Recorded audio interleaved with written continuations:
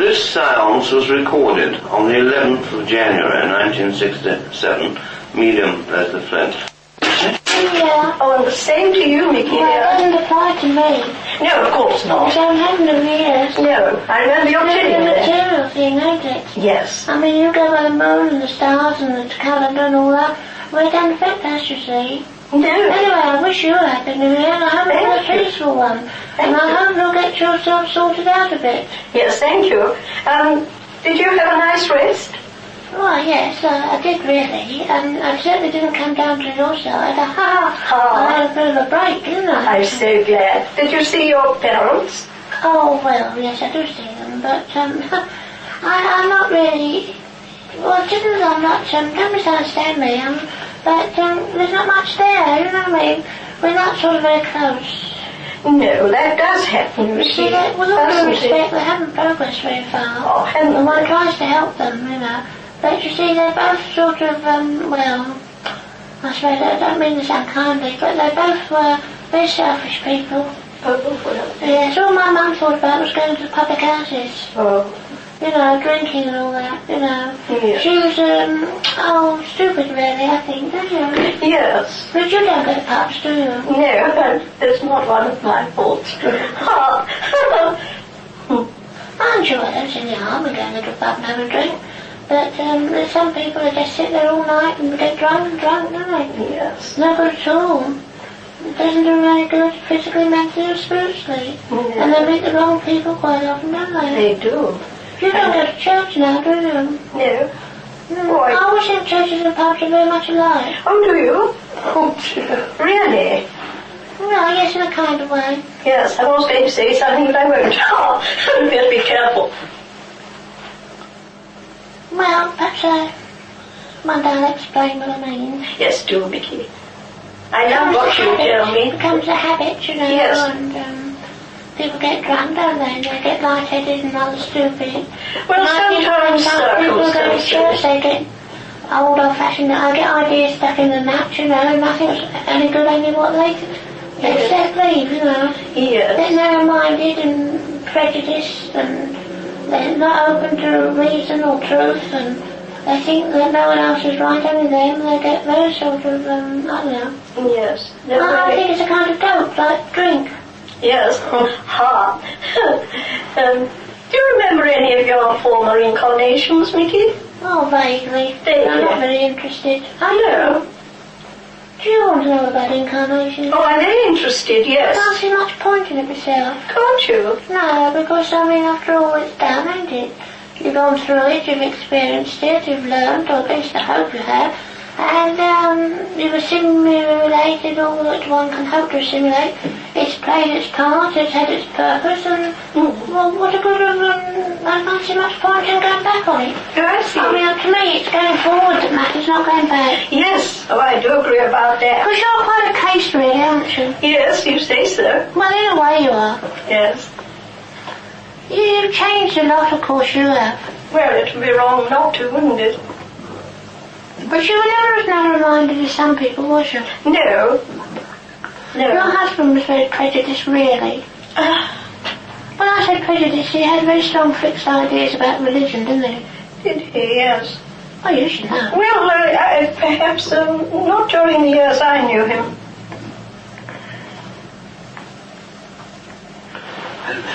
Hello, darling. What was he saying about me? Yes, your firm fixed views. Well, I think they were firm in a sense, but it's true that I became a little more, shall I say, open-minded in the last years of my life, but I still clung to the Christian faith. Yes, of course, dear. Yes. And I think the Christian faith, Christian knowledge I prefer to call it, when it's properly understood and applied, is a wonderful thing. It is the thing, but I don't have a narrow conception as so many people do. I've changed my views in some ways, but the fundamental truth of Christianity I came to. Yes, naturally. Have you discovered any new link in your incarnations, dear? Oh, yes. Well, I haven't. I suppose it was always there, but I couldn't recapture the memory of much of it. But there's no doubt about it that I had an incarnation at the time of Christ. Oh, had you? That's interesting, dear. And I was just an ordinary, simple, I suppose you call a peasant. Yes. Those ages, that time. Mm-hmm. And I was one of many, many thousands of people who witnessed the crucifixion. Really? And I must admit that you must remember, of course, the crucifixion and many other things are very common. And perhaps one didn't take it quite in the same way that one would now. One doesn't see it. You see, when you're born and bred and brought up in a certain condition of life, you become acclimatized and accept many things as normal and natural. I must agree now that it's appalling to think of, but there's no doubt about it that I was one of many who were puzzled, to say the least, by the Christ. Yes. You see, a lot of people who were interested, in other words, they were impressed to a certain extent by Christ, were never convinced in his day and in his age that he was God. I mean, no one accepted the fact that he was what he claimed to be or what others claimed to be for him. In fact, I think it's more correct to say that it wasn't so much what he claimed to be, but what other people claimed that he was. The Messiah. Yes, that's too true, dear. And to us he was just an ordinary man, but a very enlightened man and an extraordinary man, and in some ways rather a man to be not feared perhaps, but we didn't understand him. And when you don't understand a person, you perhaps build up certain prejudices and certain fears concerning them.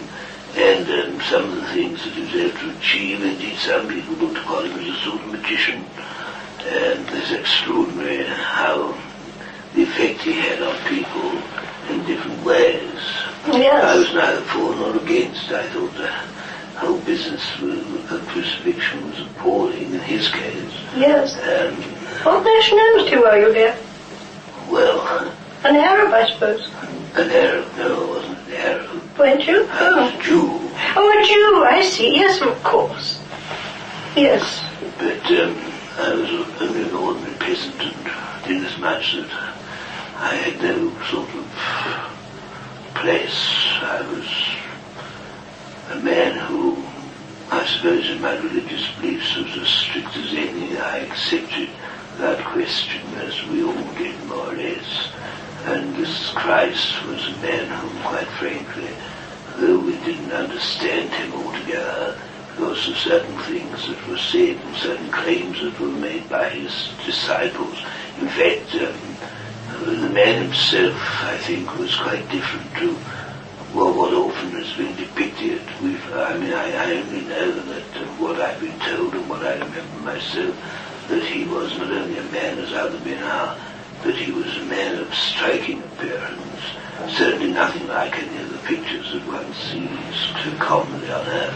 None of the sort of weak, sort of effeminate almost type of person. Yeah, I'm sure. Very rugged person indeed, and Yes. dark and swarthy, and very Jewish in appearance. Not a bit like the picture books. No, of course And not. he was definitely, from my point of view, a man with strong religious convictions and a strong, powerful personality, and quite frankly, a man in some senses that I wouldn't say one feared, that would be stupid, one didn't fear the man, but there was something about him compelling, of course, but it was a strong personality, and one felt that he was, I think the whole point is that quite a lot of us thought that he was political as much as religious, and that's why I think some of the Jewish people followed him, because they thought he was going to really not redeem them in a spiritual sense, but in a physical sense. Yes. Going to free them from the Roman yoke, you know. Yes, of course. You see, they looked upon him for a time as a leader,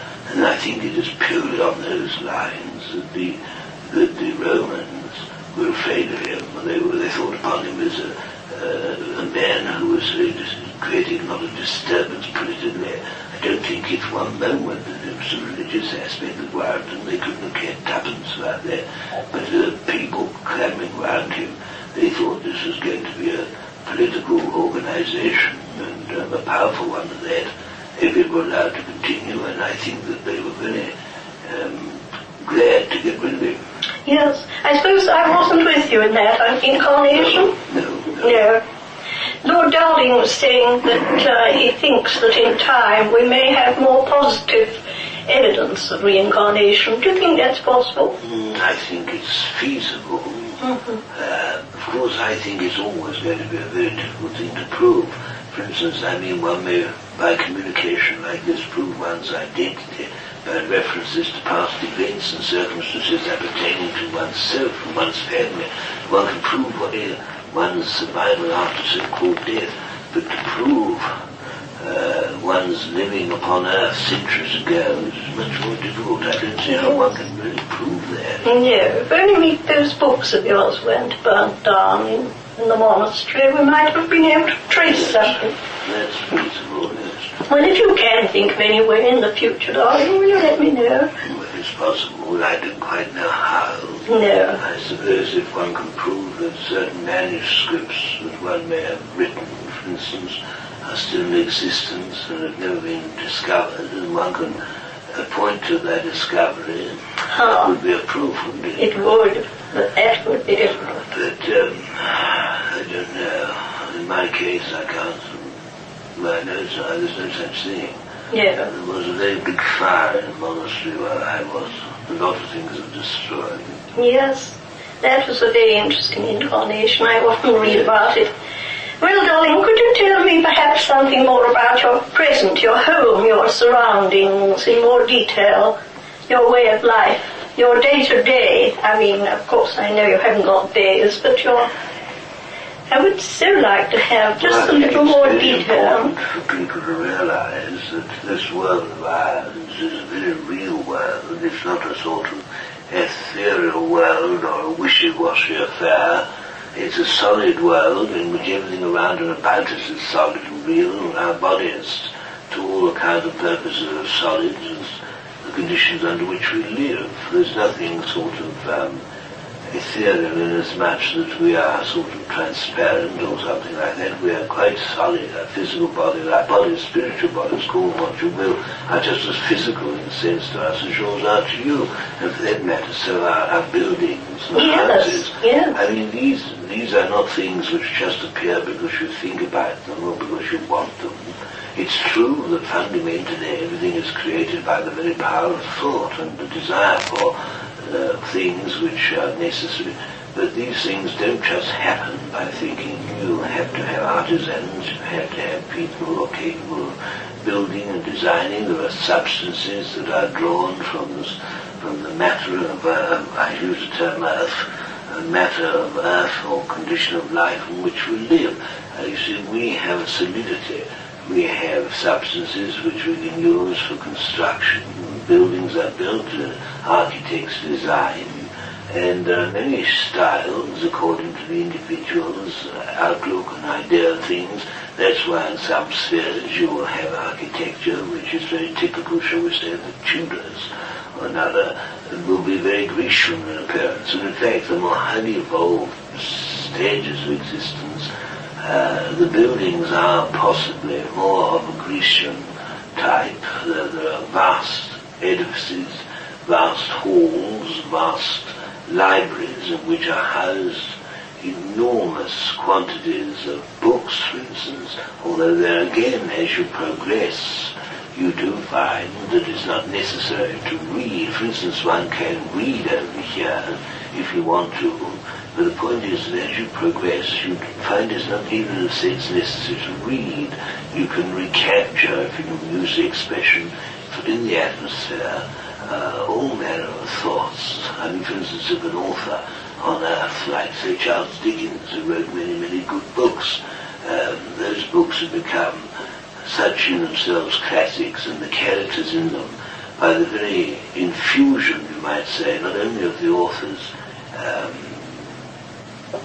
personality and the author's wonderful imagination, but also the characters themselves have been given a form. I don't say that they are living creatures, they misunderstand me, that they are given a form of life because of the tremendous thought force that is poured into them by thousands upon millions of these readers. You told me about that, darling. It's very interesting. Force or power which enlivens them. Yes. For instance, you can visualize much. You see, when one reads here, or when one is acquainted with a work, whether it is music or whether it is a book, you give it a form of life of its own, of your own, in the sense you put something of yourself into it as much as you take something out of it. And it is possible to sit in a vast auditorium here and listen to great works by great composers, and yet not a musician is necessarily to be seen, although there are great orchestras on certain spheres or planes which play great orchestral works. It is feasible, by the very power of the thought force of the individual composer of music, to vibrate the atmosphere by their thought forces, and one can enter into that and be part of it, and be conscious of it, and listen to the sounds of it, without the necessity even of an orchestra as such, of musicians and instruments. Yes, that's very different from us, of course. What architectural type have you got for your house? Well, mine is quite small. I suppose you'd call it more what you'd call a Georgian type of house. Oh. You seem disappointed. Oh, not at all, no, dear. And what about the garden and things? That is small but pleasant. Yes. And has many flowers. And there is a man who I have great regard for, who cares for the garden, who loves the garden, and whose chief delight is the garden. Oh, I'm so glad. And of course, there again, there isn't the same kind of work involved as there would be with a garden on earth. Yeah. There aren't the seasons in the same sense as you understand it, and flowers here bloom continuously. And you have all manner of flowers, and of course many that you never see on earth. But a person who takes care of a garden mustn't think that because there isn't the work or the effort, as you understand it in the material sense, that there's little or nothing to do. Things just don't grow entirely without effort. In other words, there is effort put into it by the mentality of the individual who loves and cares for it. And it's not a physical thing, but a mental thing. There are no weeds, although there are gardens that do have weeds, but these weeds are caused by the individuals concerned. For instance, one of the sure signs of an undeveloped soul here is the fact that they may live in an environment which is not necessarily unpleasant to them, which probably to them is quite pleasant. And yet they may have a garden that is full of weeds, but these weeds are really their thoughts, in a sense, which have never been evolved or developed on the right lines. A person who has not progressed very much will surround himself with not only a home, but he will be surrounded by perhaps a garden which is not beautiful, because they themselves are beautiful. As you live and as you think, so you are. And so you create, and in a sense, you create a condition in a garden, for instance, where it is not as it might well be, and indeed many flowers, which are sometimes the thoughts and the individual striving, perhaps you might even say, to be beautiful, but because of certain lack of beauty in their nature, or certain defects, shall we say, there is a certain amount of weed and undergrowth, and there is a great deal which prevents the beauty that might exist. In other words, I think one of the surest indications of a person's character and nature is by the conditions under which they exist, and also particularly if they have a garden, by its conditional state. Yes, naturally. Are you near the town, or are you right in the heart of the country? Or? I am not in any town as such, but I suppose you could call it a kind of village. And yet, of course, there again we come back to this comparison business with Earth. There are communities of souls. There was a time when I lived in a community building, a vast building, in which were many peoples, in which we all lived in a sort of communal state, which was very pleasant. But now I have this small but pleasant, what I suppose you would call is a sort of replica of a Regency or Georgian house. It's very attractive, very pleasant, and I'm sure you would like it. Yes. In fact, I know you do because you've been here, but you don't remember anything about it, unfortunately, in your waking moments. Yeah. Are you near, I suppose you're quite near a city, perhaps, if you live in a village? Yes, but you see, I find all this very confusing and difficult because when we talk about villages, we talk about cities, we naturally think of villages and cities in England or elsewhere.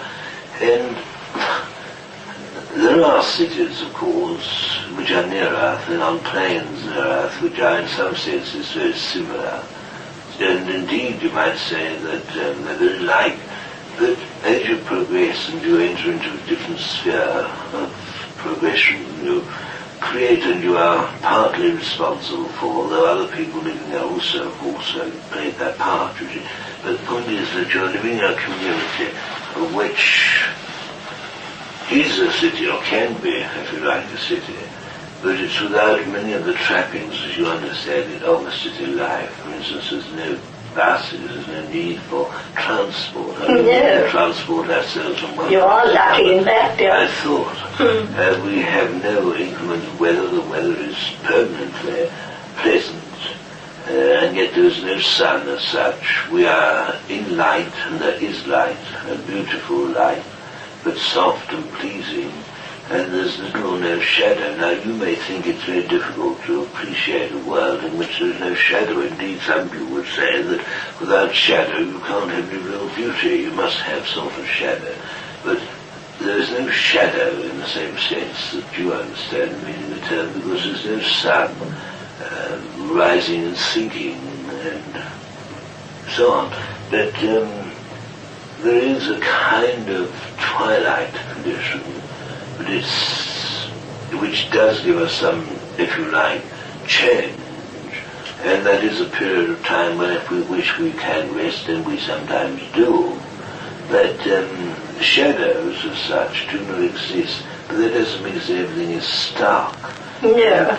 Brilliant. There is a softness and a beauty of the light here which is so pleasing and pleasant, but there's none of the darkness and none of the heaviness that you get in changes of climate and atmosphere as you understand it. Yeah. And yet one never tires of it because it is always pleasing, and one feels the warmth, and yet there is no heat as such. It's very difficult to explain how we live in a world which is in many ways so totally unlike yours, and in some respects, according to the plane on which you live, of course, is very like. You see, the planes near the Earth can be our subject, no doubt, to the influences of the atmosphere around the Earth, the same as you are influenced by the atmosphere. Yes. So can we be if we are on certain spheres near the Earth. And I believe on certain spheres they do have definite night and day because they become subject to the moon and the stars, etc. But these are spheres which are so close really to the Earth that they can't even be compared with the Earth. And indeed, in some senses, they are all even replicas of the Earth. And you have all nationalities living in communities under very ordinary conditions, not dissimilar to earthly ones. But these are spheres, as I say, near Earth. But when you move further out and you become more evolved and more, shall we say, spiritualized, then of course you yourself making the contribution that you do to your environment, you find that you are in a changed environment. And then of course we come to this problem, knowing how to depict or describe it. Words become impossible. Yes, well that's been very interesting, dear. I feel... Are you coming again very soon? Well, I hope to. I think Leslie has booked me for about 2 weeks' time. I look forward to it very much. Yes. I wondered if you would tell me about if you've met any of the naturalists. You were so fond of natural history. Oh yes, I have. That would be interesting, wouldn't You it? must always remember that as we have a human life, we have a nature life, and we have birds. We have many of the animals that you associate with life on your side.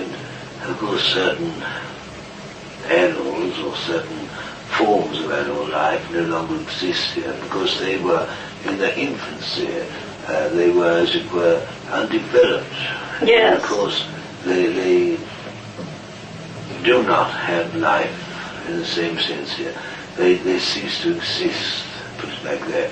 But animals that have been very close to humans and have taken some part in human endeavor and human life do exist. I mean, for instance, one's pets.